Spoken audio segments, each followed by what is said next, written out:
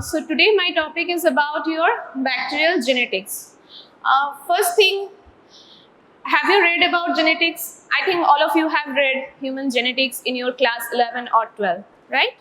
So you have little bit of knowledge about the genetics. So at the end of my session, you will be able to understand about the principles of bacterial genetics, concept of, yes you can, concept of transformation, transduction, lysogenic conversion, and then conjugation and transposition, gene transfer by artificial methods. Okay. So what is the definition of genetics? Can anyone stand up and read this thing? So now the bacterial DNA. So bacteria possess a single haploid chromosome comprising of supercoiled circular double-stranded DNA. The bacterial DNA lacks basic proteins. They do not have a true nucleus, but the genetic material is located in an irregularly shaped region called the nucleoid. No nuclear membrane or nucleolus. Okay. So this thing, I think all of you know this double helix structure. Say loudly, you know this structure? This was proposed by your Watson and Crick model, which shows this double helix structure of DNA, which is having this backbone of your sugar deoxyribose sugar and the phosphate group, and this bases like guanine, cytosine, adenine, thymine, all of these things you know, right? So the term negatively supercoiled DNA, what is this? This DNA is underwound, meaning it is twisted in a left-handed direction, which creates strain that makes it easier for DNA strands to separate, which is found in eubacteria like your spirochetes or chlamydia. This type of bacteria contains this type of DNA. And positively, this is my first class. So I will allow to enter, but next time you won't be allowed. Come.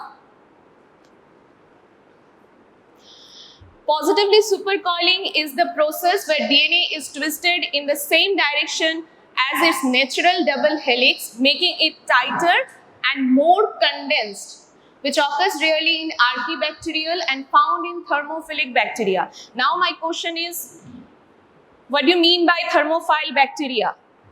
Which temperature? Extreme temperature. Can you give me an example? Stereothermophilus. Very good. Sit down. Sit down. So now I think you get the answer why it thrives in high temperature, right? Now bacterial RNA. RNA is structurally similar to DNA except for two differences. In nitrogenous base, uracil replaces thymine. There are three different types of RNA in a cell: messenger RNA, ribosomal, and transfer RNA, that is your tRNA. The main function of RNA is basically protein synthesis, and ribose is present instead of your deoxyribose. This is also known to you. Now the DNA replication part. In eukaryotes, during DNA replication, the two strands of the double helix unwind from one another and separate. All of you know this thing? Okay.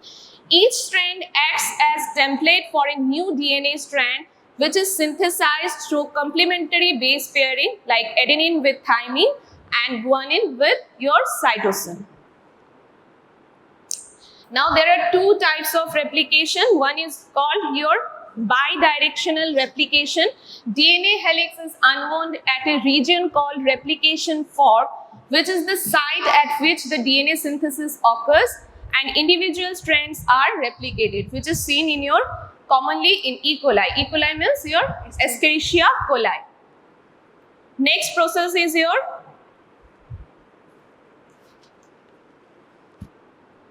rolling circle mechanism. Replication occurs during bacterial conjugation and during the reproduction of viruses. I will tell this thing later on when I will tell you about the conjugation part.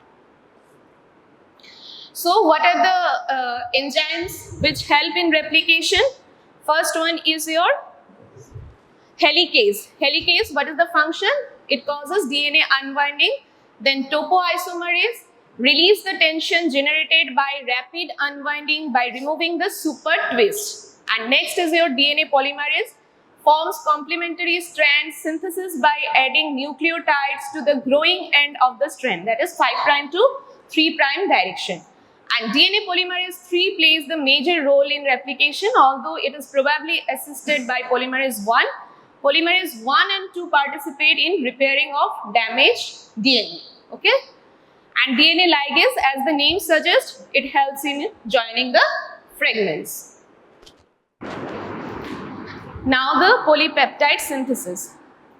Okay, all of you know this central dogma of molecular biology.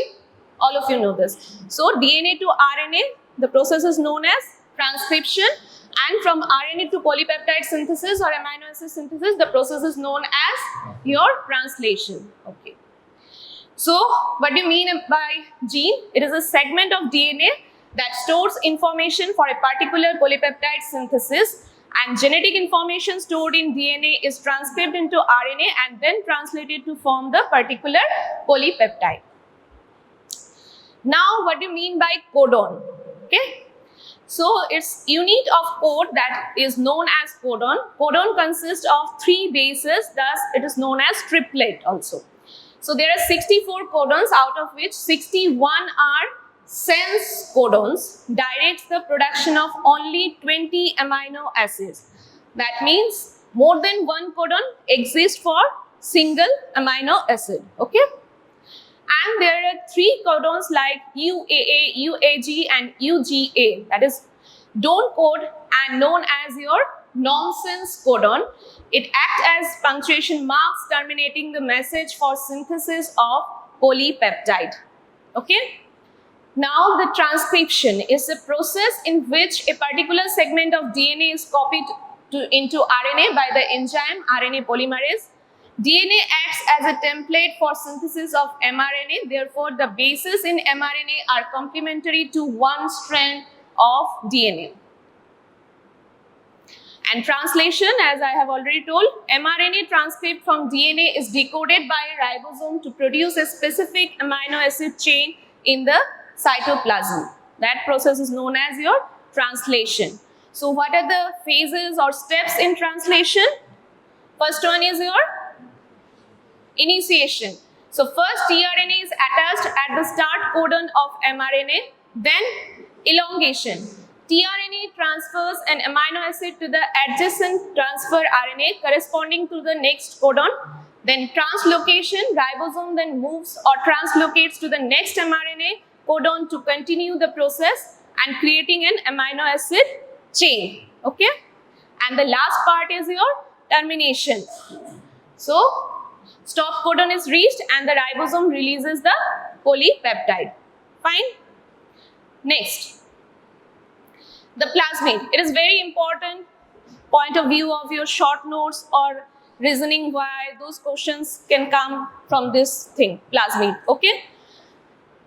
So it's a extra chromosomal double-stranded circular DNA molecules that exist in free state in the cytoplasm of bacteria and also found in some yeast, may be present singly or in multiple numbers up to more than 40 plasmids per cell, and plasmids are capable of replicating independently. Can you appreciate this thing? This is the bacterial chromosomal DNA and this is the extra chromosomal DNA which is present in the bacteria and known as plasmid. Now episome. Plasmid may integrate with chromosomal DNA of bacteria. Can you see? Can you appreciate this thing? So as such, plasmids are called as episomes and they replicate along with your bacterial chromosome. Okay? And curing. Curing is the process of eliminating the plasmids from bacteria. It occurs spontaneously or may be induced by the treatment with acridine and radiations, thiamine starvation and growth at higher temperatures. But it does not destroy the host cell. Remember this thing. Okay. Now, what are the bacteria having plasmids? The gram-negative bacteria, Enterobacteriaceae. Can anyone tell me one example of bacteria which belongs to the Enterobacteriaceae group? Can anyone tell me? Give one example of bacteria which belongs to your Enterobacteriaceae group.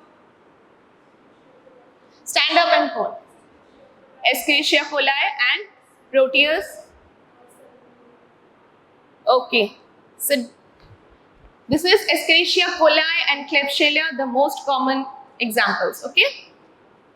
Then Vibrio-Neshi, Pseudomonas, Haemophilus, Neisseria, Alcaligens, Bordetella, Bacteroides, Veillonella, and in gram-positive, examples are like Staphylococcus, Streptococcus, Bacillus, Clostridium. Others like Mycobacteria, Streptomyces, and Mycoplasma. Okay. Now, what are the classification of plasmids? Based on the ability to perform conjugation, there are two types. First is your conjugative plasmid, which possess ability to transfer themselves to other bacteria by means of conjugation. That's why it is called self-transmissible or conjugative plasmids. And another one is your non-conjugative plasmids. They cannot transfer themselves. Okay. And based on compatibility between the plasmids, one is your compatible plasmids and another is incompatible plasmids. So what is compatible? Different plasmids can exist in a single bacterial cell only if they are compatible to each other. And if two plasmids are not compatible, one or the other will be rapidly lost from the cell. Now, based on the function, first is your fertility or F plasmids, which codes for your sex pili. Pili, have you read in your morphology classes, Fimri or pili? Okay, so this plasmid codes for your sex pili, and then resistance plasmids is codes for your antibiotic resistance seen in your bacteria. Okay, then cold plasmids. Cold plasmids, have you heard the term bacteriocin? Have you heard the term bacteriocin? So it is an antibiotic-like protein substance which is secreted by the bacteria, which helps to kill another bacteria. Okay. So this cold plasmid codes for this bacteriocin. Sorry. And virulence plasmids, it codes for the different virulence factors of bacteria. Can anyone tell example of virulence factors? What are the virulence factors present in bacteria? The most common virulent factor? Yes, not only endotoxin, exotoxin is also there. So just tell toxin. Okay, very good, sit down. And metabolic plasmid, it encodes for different metabolic activities like your urease, hydrolysis, citrate utilization, those things code for metabolic plasmids. Next is plasmid acts as vector. So it is the ability to transfer DNA from one cell to another.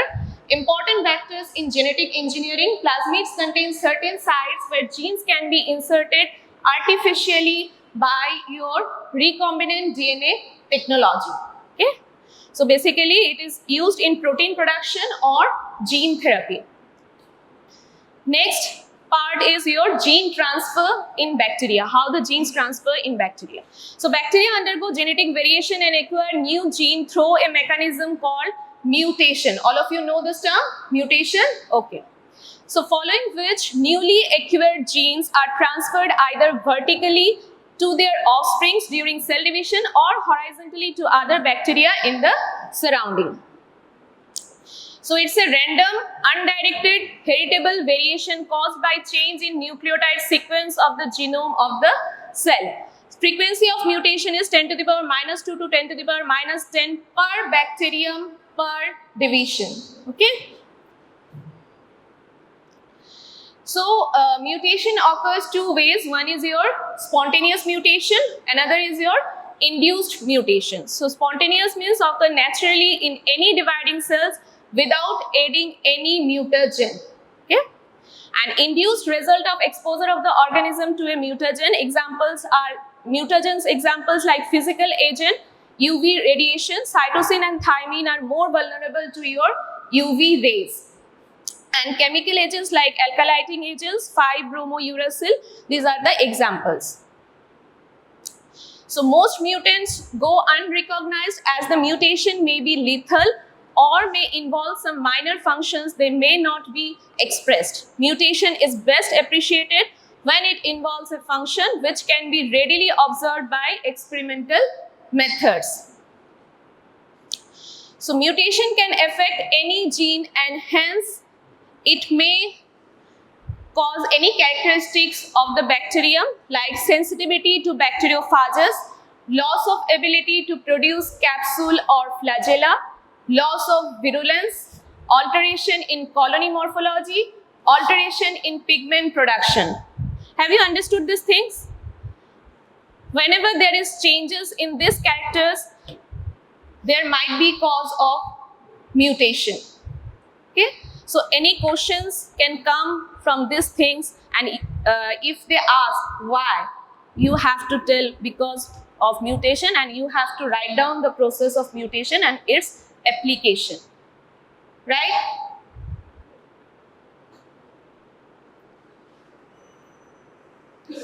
Now classification of mutation types. There is small scale mutation and large scale mutation. What do you mean by small scale?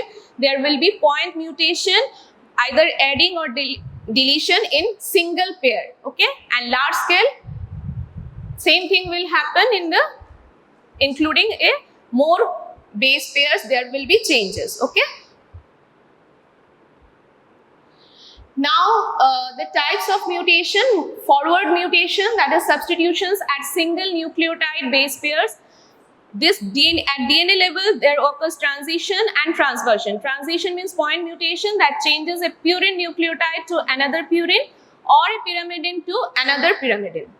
Transversion, substitution of a purine for a pyrimidine or vice versa, and it takes place where? At DNA. Second, at codon level, silent mutation, neutral mutation, missense mutation and nonsense mutation. Next thing is addition or deletion at single or many nucleotide base pairs. This is here known as frame shift mutation, reverse mutation and true reversion. Addition or deletion at single or many nucleotide base pairs known as equivalent reversion and suppressor mutation. In equivalent, second mutation produces a different codon which codes for the same amino acid of wild type sequence, like UCC codes for serine, which forward mutation to GAA, that is cysteine, and reverse mutation AAA, which again codes for your serine. Next is your suppressor mutation. It is a second mutation in a different gene that reverses the phenotypic effects of an already existing mutation. Now, what are the methods for detecting or isolation of mutants? There are two methods. One is genotypic method, one is your phenotypic method. Genotypic, which is the method of choice currently we are using, that is gene sequencing. Okay? And phenotypic methods, you can just only remember those names. Fluctuation test demonstrates spontaneous mutations in bacteria. Replica plating method used to demonstrate auxotrophic mutants.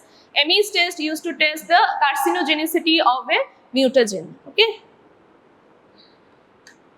These things are not required. Then the next part is your horizontal gene transfer. Okay. So what are the methods of horizontal gene transfer? First one is your transformation, that is uptake of naked DNA. Second is your transduction through bacteriophage. And third is your lysogenic conversion. And last one is your conjugation, that is plasmid mediated via your conjugation tube. So this part of today's topic is very much important in point of view of long answer questions or any reasoning or short notes. Okay.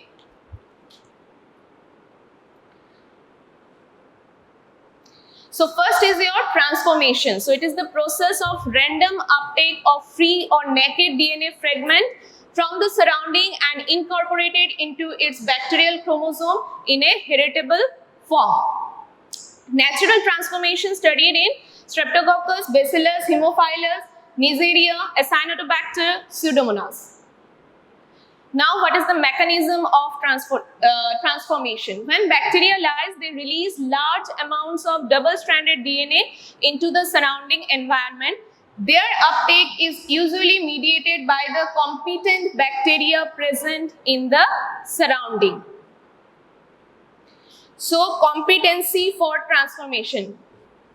What does it mean? Bacteria expressing the competence factors, for example, is your Streptococcus pneumoniae can uptake any DNA fragment irrespective of source. Okay?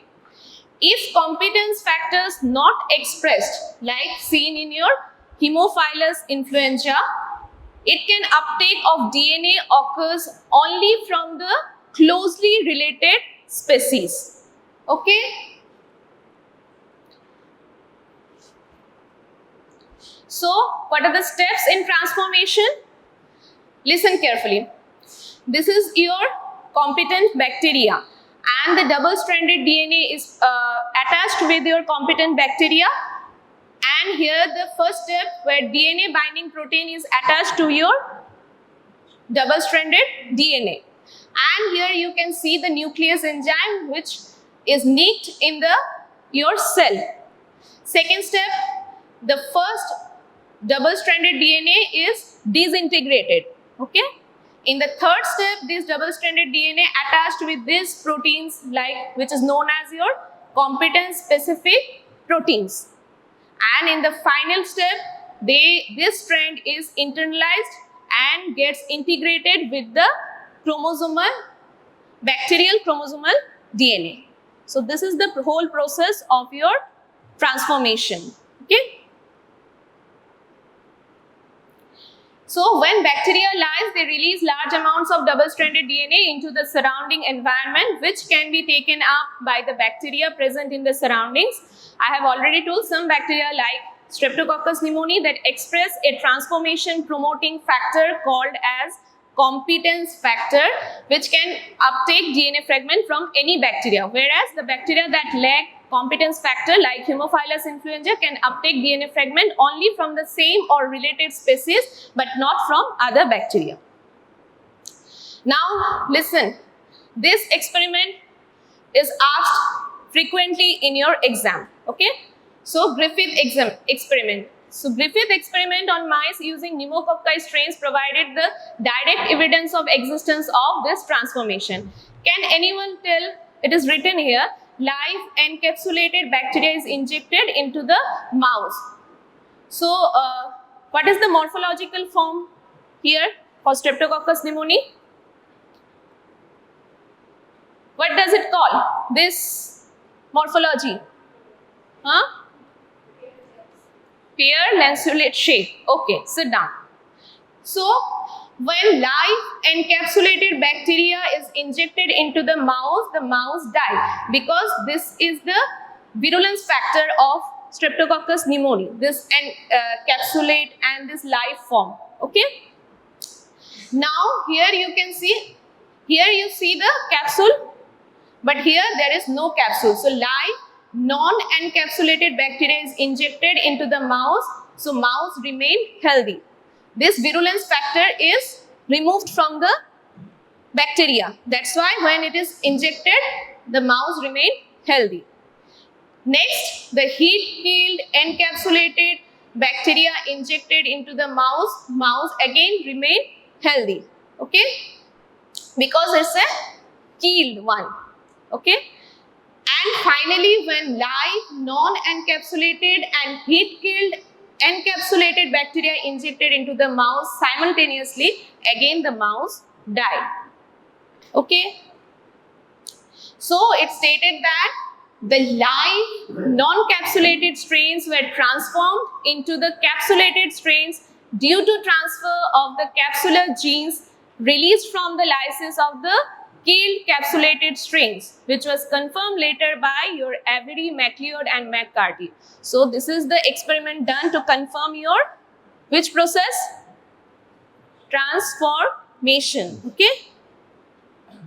Next is your transduction. So it is the transmission of a portion of DNA from one bacterium to another by your bacteriophage. All of you know bacteriophage? Okay. So what is the mechanism of transduction? During the transmission of bacteriophages from one bacterium to other, a part of the host DNA may accidentally get incorporated into the bacteriophage and then gets transferred to the recipient bacterium. This leads to acquisition of new characters by the recipient bacterium coded by the donor DNA. So what are the life cycle of bacteriophages? First is your lytic or virulent cycle. The bacteriophage multiplies in host cytoplasm, produces large number of progeniphages which subsequently are released, causing death and lysis of the host cell. Next is your lysogenic or temperate cycle. Here the host bacterium is unharmed. Remember this thing. The phage DNA remains integrated with the bacterial chromosome as the prophage, which multiplies synchronously with the bacterial DNA. Okay? When the phage DNA tries to come out, it is disintegrated from host chromosome, comes out into the cytoplasm and behave as a lytic phase. So it replicates to produce daughter phases, which are subsequently released by the host cell lysis. Now, what are the types of your transduction? One is called your generalized transduction and another one is your restricted or specialized transduction. So, what is generalized transduction? It involves transfer of any part of the donor bacterial genome into the recipient bacteria, occurs as a result of defective assembly during the lytic cycle of virulent and some temperate phages. So here you can see, can you see, this is the bacteriophage. So phage's DNA enters inside the host bacterium. This is the bacterial cell containing the chromosome and this is the phage DNA. So destruction of the host DNA and then there is synthesis of viral DNA and coat proteins. Then virus capsid synthesis and virus assembly occurred. And here you can see the phage which contain the chromosomal DNA. So that is the transducing particle. After cell lysis, phages infect the another cell and what will happen? Either they will survive of the survival of the donor DNA, that is known as abortive transduction, and next is your degradation of the donor DNA. So that is your unstable gene transfer. Nothing will happen further. And this is integrated of donor DNA into recipient chromosome. Here integration occurs. So stable gene transfer. समझ में आया? So that is generalized. Next one is your restricted or specialized transduction. This is transducing only a particular genetic segment of the bacterial chromosome that is adjacent to the phage DNA. Fine. So that's why it is called restricted or specialized transduction. So here you can appreciate when a prophage leaves the host chromosome, portions of the bacterial chromosome present adjacent to the phage DNA may get wrongly excised along with it. This is the prophage, this is the bacterial DNA. So this thing is wrongly excised, okay? And then such transducing phages carrying a part of bacterial DNA in addition to their DNA, when infecting another bacterium, the transfer of the donor DNA takes place in two ways. Okay, here you can see the bacteriophages containing the part of the chromosomal DNA prophage and their own DNA, and then they infect in two ways. One bacterial cell infected with second phage, integration as prophage. So bacterial chromosome containing both virus and the donor DNA. Here you can see the donor DNA and the viral DNA. And next one, the crossover between the donor DNA and a part of recipient DNA you can see here.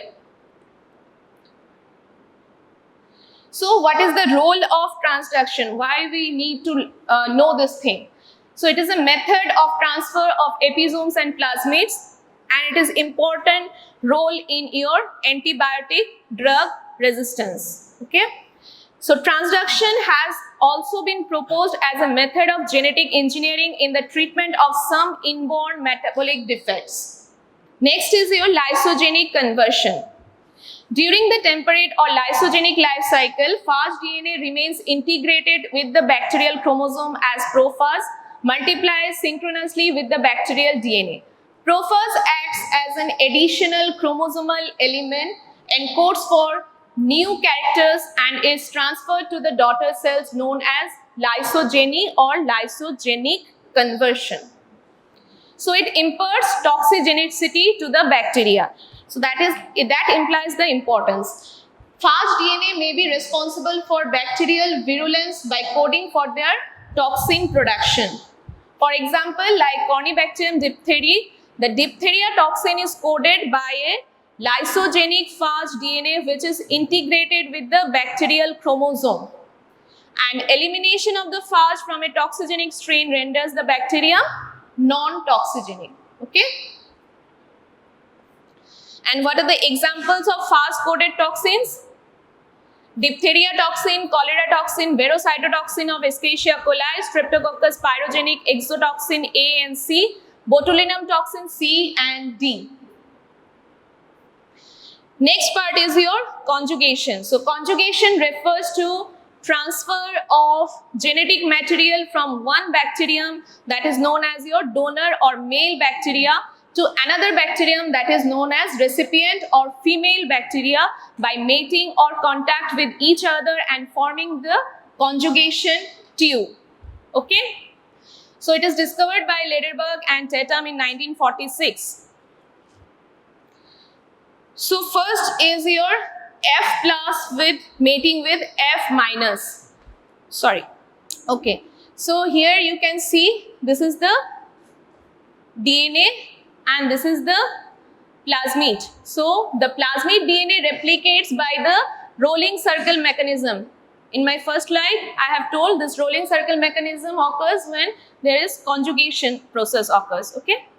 So the plasmid DNA replicates by the rolling circle mechanism and a copy moves to the recipient bacterium through the conjugation tube. Can you see this conjugation tube? So this material is transferred through the conjugation tube. Then in the recipient, the entering strand is copied to produce complete F factor with double-stranded DNA. Right? So that's why the recipient that was previously F minus, that means no plasmid was there. But after conjugation, the recipient becomes F plus cell and can in turn conjugate with other F minus cells. Okay. Next is your HFR conjugation. So F factor being a plasmid, it may integrate with the bacterial chromosome and behave as episome. Okay, here you see episome I have told earlier.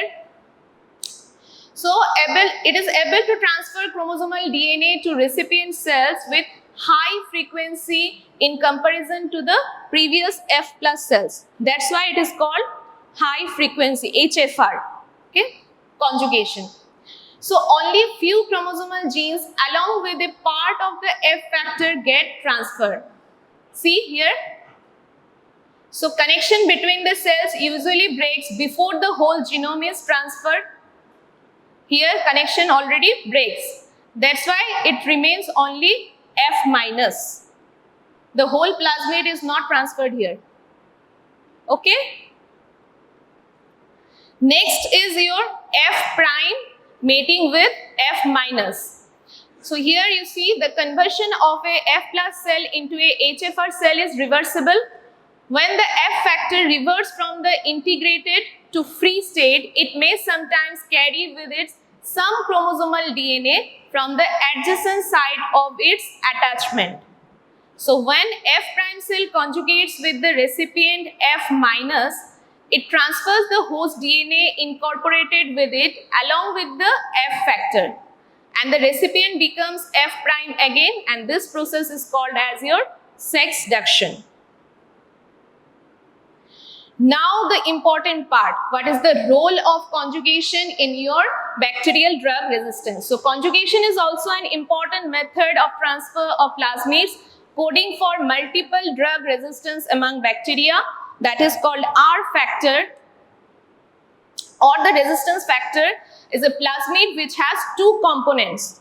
One is your resistance transfer factor, that is known as your RTF. So it is the plasmid responsible for conjugational transfer, similar to your F factor.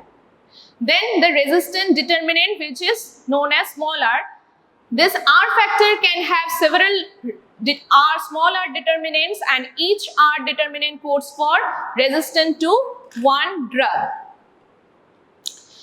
So what is the fate of the donor DNA? Following horizontal gene transfer, the donor DNA either gets degraded by the host nucleases or may integrate with recipient chromosome by a method called your recombination. The donor DNA integrates with the recipient chromosome either as a replacement piece, usually occurs in transformation, or as an extra piece.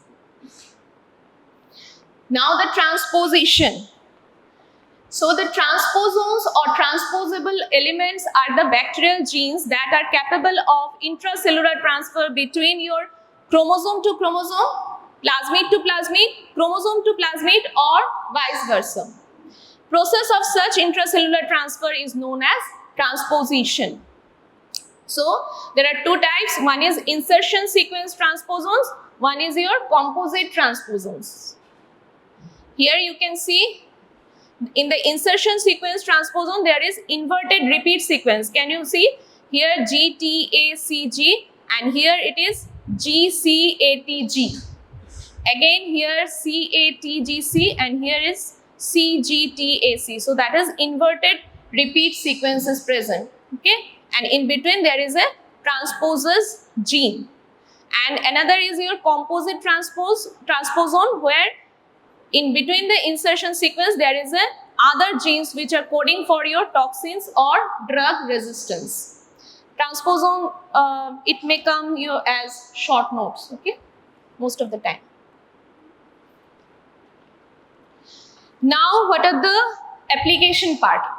So, gene transfer by artificial methods. First is your genetic engineering. All of you have heard this thing? Okay. So it refers to deliberate modification of an organism's genetic information by directly altering its nucleic acid genome, accomplished by a precise mechanism known as recombinant DNA technology.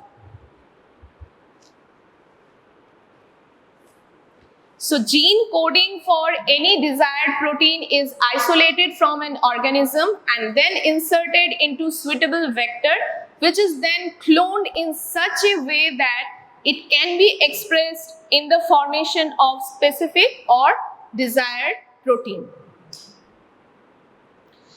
So the recombinant DNA technology is the procedure of recombinant DNA technology involves the following steps. First is your treatment with restriction enzyme, then southern blot, then recombination with a vector, introduction of the vector into bacteria, then ultimately cloning. So what are the applications of genetic engineering? It is the production of vaccines, production of antigens used in diagnostic kits, production of proteins used in therapy, transgenic animals, and gene therapy. It is widely used nowadays. Now what is vector? Vector is small piece of DNA into which a foreign DNA fragment can be inserted, and that can be stably maintained in an organism and used for cloning purpose. Four major types of vectors are there, such as plasmids, bacteriophages, plasmids, and artificial chromosomes. Now what are the blotting techniques? So blot in molecular biology, it is a method of transferring DNA, RNA or proteins from gel onto a carrier. The gel that is known as your nitrocellulose membrane.